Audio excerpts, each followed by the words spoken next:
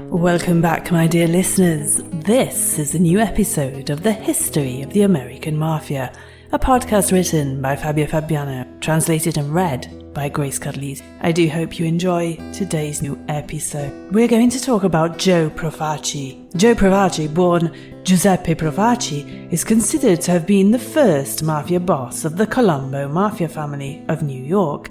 Profaci was born in Villabate, in the province of Palermo in Sicily on the 2nd of October 1897. He soon became a man of honor in the local mafia organization. Joe Profaci arrived in the USA precisely in New York in 1921, clandestinely, with Vincent Mangano. The two were childhood friends, both took refuge in America to escape Mussolini's regime and repression in the 1920s against the mafia in Sicily.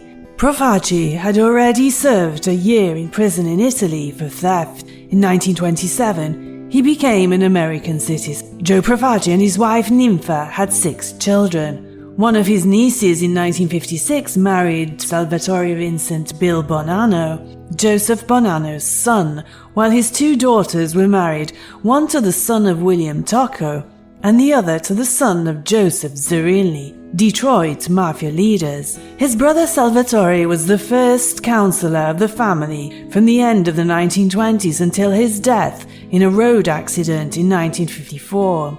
The family became independent in 1931 with the end of the Castellamarese War. In fact, Profaci, at the behest of Lucky Luciano, became head of one of the 5 New York mafia families which constituted the nucleus of the mafia force in the National Crime Syndicate. Joe Profaci established his main base in Brooklyn and led a Sicilian organization. He engaged in extortion, usury, drug trafficking, rigged contracts, illicit control of construction use. He got into illicit gambling activities and clandestine betting. The profit that came from the sale of illegal lotteries alone was esteemed to be around $5 million a week, alone in the New York area. Profaci used the gangland money to purchase 20 legitimate businesses. Officially, he became one of the largest importers of olive oil in America, so much so that he was nicknamed the King of Olive Oil through the company called Mamma Mia Olive Oil Company. His trusted men were, as deputy chief, his brother-in-law Joseph Magliocco, as advisor his brother Salvatore, as head of Decina Simone Andolino, Salvatore Badalamenti, Leonard Carlino, Harry Fontana, Joseph Colombo, John Oddo, Nicholas Forlano, Sebastiano Aloi, and Ambrose Magliocco. In 1947, he returned to his native Villabate in Sicily. He stayed there for about a month, where he contacted the town's mafia boss, Antonino Cotone. Cotone was his former lieutenant in New York and had returned to Sicily at the end of the 1930s. Officially, he was Profaci's partner in a citrus fruit exporting business to America, but in reality, it was a heroin trafficking cover. The drugs were hidden inside boxes of citrus fruits and once in the States were sold. Despite convictions for violating drug laws and tax evasions, Profaci never spent a day in an American prison. He lived modestly in Brooklyn, but owned a hunting lodge, a private airport, 328-acre farm in New Jersey. Profaci ran his mafia family for over 30 years. He was considered by other mobsters and many of his own soldiers to be the worst godfather in New York. Profaci's problem was greed. He was the only godfather who imposed a contribution of $25 a month on each member of the criminal organization under the pretext of creating a fund to take care of the mafiosis who were arrested. Obviously, the money ended up in his pockets. He was always asking for handouts.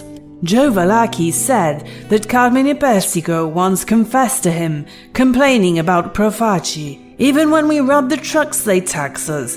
I have paid up to $1,800. For years, the corpses of those who didn't follow Profaci's rules of crime were found on the streets of Brooklyn. Eventually, members of his gang began to secretly plot against him. Many of his soldiers, including the Gallo brothers, Persico and Gigs Forlano, the latter perhaps the biggest loan shark in New York, began to secretly agree to eliminate him. Always cunning, Profaci ended up dividing his detractors. He promised rewards and convinced Persico, Forlano, Iano and others to desist from the revolt, leaving the Gallo brothers sided alone against him. Persico and Forlano took sides with Profaci against the Gallo brothers. In 1960, war broke out within the family, with younger affiliates led by Joe Gallo. The infamous Gallo brothers of Brooklyn masterminded a daring mass kidnapping, perhaps the most daring ever carried out in that era. In the early 1960s, they kidnapped 4 or maybe 5 members of the Joe Profaci family. The victims included Joseph Magliocco, Profaci's brother-in-law and underboss, Frank Profaci, brother of the boss, and 2 close associates, Salvatore Sale, the sheik, Musacchia, and John Shimone, Profaci's trusted bodyguard and driver. Some were kidnapped from their homes, others from the streets or a social club. Joe Profaci himself was to be among the recipients of a mass kidnapping. Luckily for him, he was notified in time and got on a plane to Florida, then was admitted to a hospital. The Gallos protested because Profaci was not sharing the illegal income from the mafia family's activity equally with them. They therefore threatened the family that they would kill their hostages if their demands were not met. The killings continued by the 2 factions for a few years. Peace with Joe Gallo's clan was only achieved when the latter was arrested. In 1962, Profaci died of liver cancer at the age of 64. He was succeeded at the head of the gang by his deputy and brother-in-law, Joseph Magliocco.